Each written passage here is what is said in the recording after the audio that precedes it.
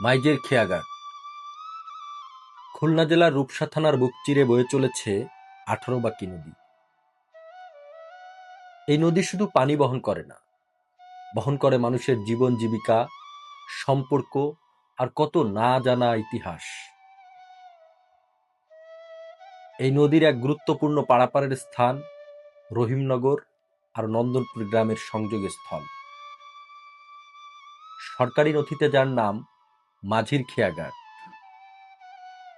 কিন্তু স্থানীয় মানুষের মুখে মুখে প্রচলিত প্রকৃত নামটি হচ্ছে মাইজের খেয়াঘাট।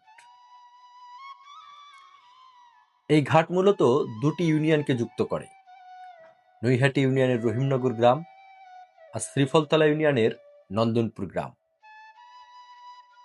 স্কুলগামী শিশু কিশোরদের স্কুলে যাওয়া, কৃষক শ্রমজীবী মানুষের রোজকার যাতায়াতের সবচেয়ে সহজতম পথ এই মাইজের খেয়াঘাট।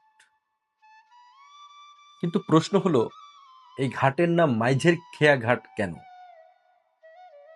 এর পেছনে আছে এক অতি সাধারণ গল্প, একটি পরিবারের পরিচয় আর জনপদের নিজস্ব নামকরণের ইতিহাস। একসময় এই ঘাটের ইজারা নিয়েছিলেন স্থানীয় বাসিন্দা প্রয়াত আক্কাস শেখ। স্থানীয় ভাষায় পরিবারের দ্বিতীয় সন্তানকে বলা হয় মেজো বা মাইজে।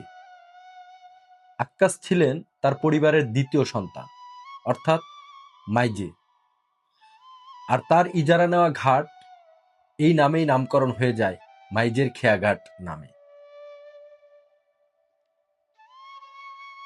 এই নামে নেই কোনো সাইনবোর্ড, কিন্তু লেখা আছে মানুষের স্মৃতিতে, কাগজে নয়, বাস্তব জীবনের ব্যবহারে টিকে আছে এই নাম। কালের বিবর্তনে নদী পারাপারে মানুষ এখন ইঞ্জিন চালিত নৌকায় চলে। ঘাট হয়তো অন্য কেউ ইজারা নিয়েছে, কিন্তু ঘাটের নামটি রয়ে গেছে মাইজের খেয়াঘাট নামেই। হয়তো রয়ে যাবে প্রজন্মের পরে প্রজন্ম। এই নদী, এই ঘাট, এই নাম সব মিলিয়ে অপূর্ব এক জনপদ। মানুষ, জীবন জীবিকা ও জনপদের সাক্ষী হতে চ্যানেলটি লাইক শেয়ার দিয়ে আমাদের সাথেই থাকুন।